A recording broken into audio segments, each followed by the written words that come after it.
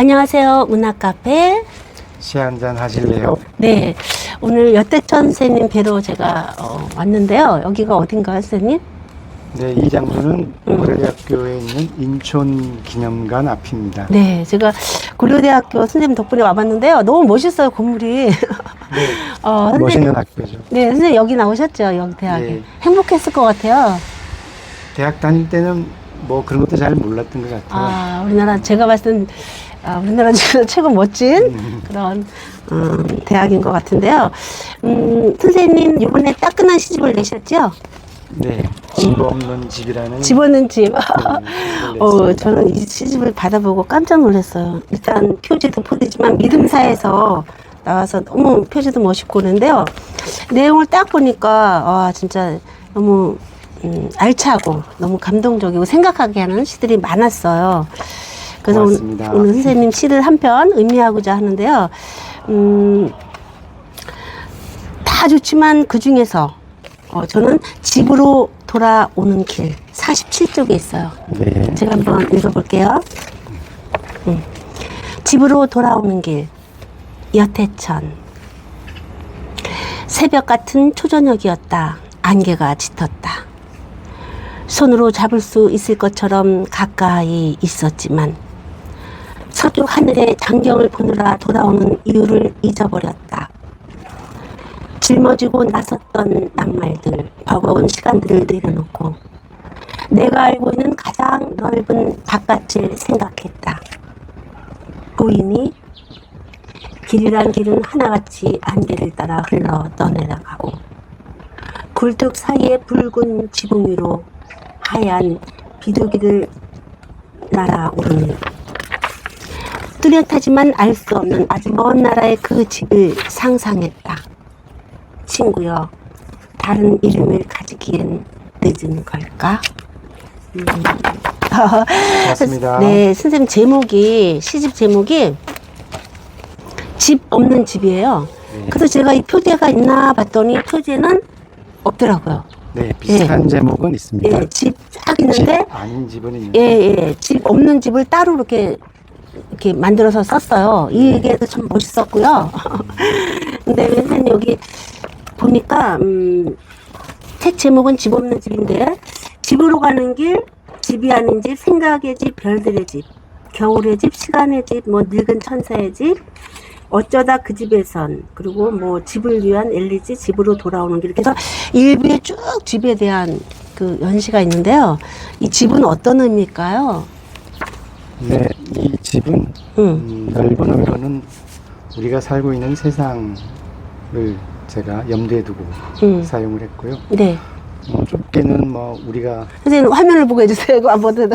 살고 있는 사회, 응? 그리고 한 개인의 개별적인 삶, 그리고 그 사람의 마음이나 생각까지도 다 집으로 한번 이야기하고 싶었습니다. 네.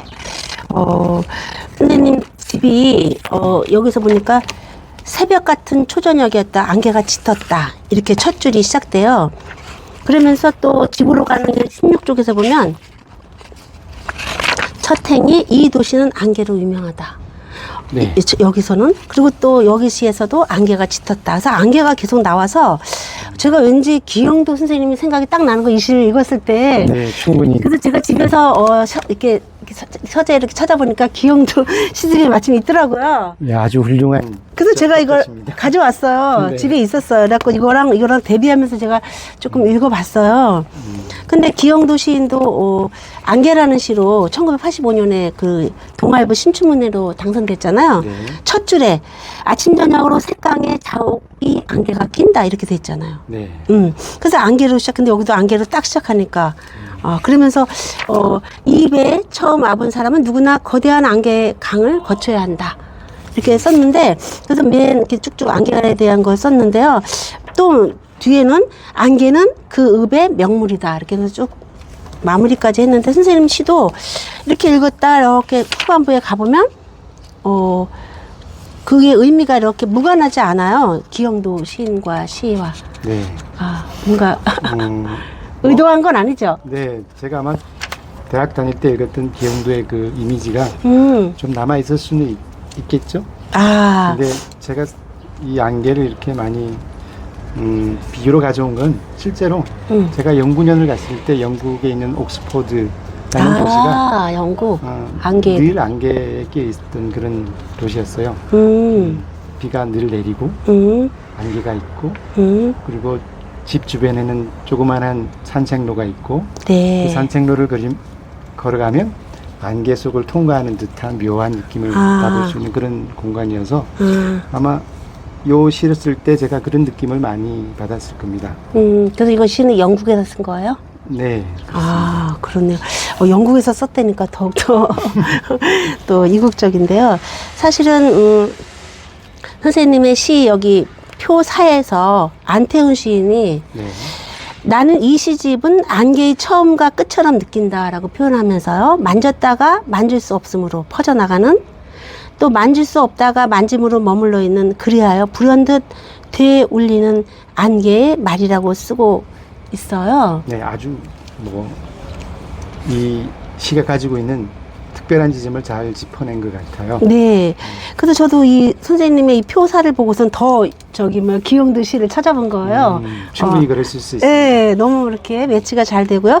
근데 사실 기영도 시인 하면은 상당히 비극적이지만 또 스스로 이렇게 상당히 이렇게 우울한 건 아닌데, 예. 고독하고, 예, 비극적인 세계를 가지고 있잖아요. 자기만의 세계 속에서 비극적인 삶을 냈죠. 예, 긍정적인 게 하나도 없어요. 네. 그런데 우리 여태천 시인을 보면 이 시집에서 보면 상당히 안개처럼 뭔가 가라앉는 듯한 느낌, 침잠되어 있는 그런 감정들을 느낄 수 있는데요. 선생님은 어떠신가요? 저도 삶을 긍정적으로 보지는 않습니다. 우리의 삶이 어떤 집에서건 그 삶을 들여다보면 네. 각각의 어떤 고통과 고민이 다 있죠. 네. 그래서 행복한 집을 보면 이유가 한 가지지만 네. 불행한 집을 보면 각각의 이유가 있다고 왜 톨스토이도 안내 까레니나에서 그렇게 말했던 적이 있었던 것 같은데 네. 제가 하루하루를 살면서 이 삶이 정말 어떤 삶일까를 늘 고민하면서 우리의 삶이라는 게 참 부재, 내가 없어지는 그 순간을 견디면서 사는 그 긴 과정이라고 생각을 해요. 아마 그런 느낌이 이 시집 전체에 녹아 있지 않을까. 특히 집 연작시에는 아마 네. 많이 담겨 있을 겁니다. 아, 네. 전 이거 내가 알고 있는 가장 넓은 바깥을 생각했다. 이 바깥의 의미는 뭘까요, 선생님? 물리적으로 제가 가끔 그런 상상을 합니다. 누구나 하듯이 우주의 바깥 그 끝이 어딜까를 생각하는 것처럼 네. 내가 생각할 수 있는 범위가 제가 알고 있는 세계인데 네. 내가 모르는 세계를 한 번쯤 내 감각으로 경험을 해봤으면 사유로도 그럴 수 있다면 얼마나 특별할까. 그리고 시인이라면 당연히 그런 일을 하는 사람이라고 저는 생각해요. 그래서 아마 그 구절들을 유념해서 그러면서 썼습니다. 바깥을 생각했다. 여기서 바로 나가는 게 아니라 보이니? 이랬어요. 네. 이 보이니? 이 부분이 상당히 이렇게 뭔가 웃음이 나게 해요. 네, 네, 보이니? 그래서 약간 안개처럼 자욱히 꼈던 거를 보이니? 하면서 살짝 그 순간 안개가 살짝 거치는 듯한 느낌을 좀 받았어요. 어우, 정말 멋진 돋보이십니다. 네. 그러면 선생님, 여기 뒤에 보면은요. 뚜렷하지만 알 수 없는 아주 먼 나라의 그 집을 상상했다. 여기에서 그 집은 아까 앞에 이 집과는 좀 다를 것 같아요. 네, 당연히 다릅니다. 이 집은 물론 다 같을 수도 있을 것 같긴 한데요. 네. 그 먼 날의 그 집은 그래도 제가 어렴풋하게나마 그리고 상상하는 조금은 긍정적인 어떤 집의 이미지에 가까울 수 있을 것 같아요. 그리고 아까 얘기했던 내가 알지 못하는 그 세계 밖에 있는 어떤 물질성으로의 세계를 그 집. 하지만 난 모르니까 아주 먼 나라의 집이라고 네. 제가 얘기를 하고 싶었어요. 네, 아무튼 이렇게 집 없는 집 해서 이렇게 집으로 쭉 하니까 새삼 저도 집에 대해서 한번 생각해보고 선생님은 집은 행복하시겠죠? 선생님 보이는 게 전부가 아닙니다. 아, 그렇죠. 이게 우리는 볼 수 없는 게 너무 그렇죠. 많습니다. 행복했다, 안 행복했다, 행복했다, 안 행복했다. 늘 맞습니다. 이렇게 움직여요. 제가 안개처럼. 얘기한 것도 이 삶이 그런 거죠. 네, 안개가 거쳤다가 다시 모였다는 것처럼 거치면 조금 행복한가 하면 다시 또 안개 끼고 다시 반복인데 그래도 언젠가는 안개가 거친 날도 있었기 때문에 그 희망을 조금 믿는 거죠. 슬프지만 저게 여태전 쌤 조금 이렇게 찾아보니까요. 선생님 축하드려요. 27회 김수영 문학상을 받으셨어요. 오래전 일이라 사실 저는 김수영 문학상은 너무 사람들이 어떤 상보다도 타고 싶어하는 상으로 알고 있거든요. 네. 선생님 어떠셨어요? 저도 아주 기뻤죠. 그때가 2008년이었던 것 같은데요. 네, 2008년. 네. 제가 시를 쓰면서 어떤 누군가의 이름으로 된 상을 받는다면 네. 김수영 문학상이 가장 좋겠다라는 작은 바람을 가지고 있었는데 그 바람이 현실이 되었으니까 매우 기뻤죠. 네, 선생님 들리시죠? 선생님 김수영 문학상 얘기할 때 지금 새가 그런가요? 그래 나도 그렇게 생각해 이러면서 지금 찍찍찍찍 해줬어요. 아까 그 시의 한 구절처럼 들리니 새가 그렇게 저한테 뭔가를 알려줬다. 네. 저는 이 김수영 문학상 받으셨다 그래서 다시 찾아서 읽어봤어요. 그 스윙이라는 시집으로 받으셨잖아요. 네. 빙하기 소녀 루시에게. 네. 예, 그래서 어제 그거를 혼자서 막 읽어봤어요. 고맙습니다. 예. 그래서 내가 역시 받을만 하시다는 느꼈는데요. 사실 김수영 시인 것도 무관하지 않아요. 우리 여태전 선생님이. 어떻게 무관하지 않은가요? 네, 제가 학부를 졸업하고 대학원을 가서 석사, 박사 논문의 그 연구 대상으로 김수영 시를 삼았고 그래서 김수영 덕분에 박사가 됐고 김수영 덕분에 시인으로 이름을 또 얻었으니까 또 김수영 또 선생님 이름 덕분에 또 문학상도 받고 네. 역시 김수영 선생님이 너무 저한테는 선생님만 큰 고마우신 분이죠. 인연이다 그죠? 네. 이렇게 누군가가 이렇게 롤모델이 있는 건 상당히 행복한 거예요 그죠? 네. 선생님이 이제 시를 이렇게 쓰시면서 시는 주로 언제 쓰시나요 선생님? 시 쓰는 시간은 혼자 있을 때 겠죠. 당연히 모든 시인이 그렇겠지만 어떤 시인들은 뭐 아침에 일어나서 시를 쓰시기도 한다는데 저는 생활인이라서 아침에는 잘 못 쓰는 것 같아요. 아직 아이가 어려서 학교를 보내야 되는 시간이 아침이라서 저녁 늦게 저 시간을 가지고 씁니다. 네. 선생님 시를 보면 저는 이 묘비명이라는 이 시도 참 좋았고요. 선생님 텅 빈 지옥 선생님 시를 보면은 약간 죽음에 대한 거 그런 게 좀 이렇게 느껴져요. 네. 사실 실제로 죽음에 대한 생각을 하루에 가장 많이 하는 것 같아요, 저는. 요즘에요? 네, 요즘은 좀 덜한데요. 사실 저희 어머니께서 3월에 삶을 마감하셨는데 올 3월에? 네, 그러니까 한 몇 년 동안 병원에서 힘들게 지내시다가 돌아가실 때까지 제가 어머니의 죽음을 통해서 제 죽음을 생각했어요. 어머니는 이렇게 삶을 마감하시는데 나의 죽음이 마치 끝나는 듯한 느낌. 그러니까 뭐 혈육이라서 그런 게 아니라 누군가의 죽음이 저한테 죽음을 생각하게 만들었던 그 시간이었습니다. 네, 여기 묘비명에 보면은 끝부분에 심장을 문 밖에 내걸어두고 거리에서 간신히 덜어낸 한 컵의 통증 오도 가도 못하던 몸의 글자들이 갇혀있네. 이 시를 읽는데 제가 보면 여기 전율이 느껴지네요. 심장을 문 밖에 이렇게 내걸어두고 오도 가도 못하고 선생님 사실은 여기도 보면 난 태어나고 싶지 않았네 이런 시 구절도 있었어요. 제가 어제 읽어보니까. 그런 구절도 있죠. 선생님 다시 태어나라면 태어나고 싶어요? 이 세상? 아니요, 저는 무생물로 태어나고 싶어요.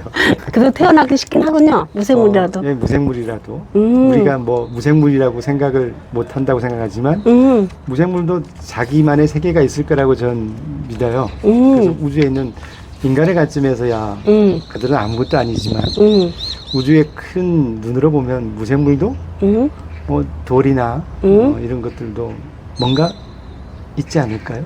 라는 작은 기대를 합니다. 근데 그러면 또 무생물 중에서 특히 어떤 거가 좋아요? 저는 바람이고 싶어요. 바람.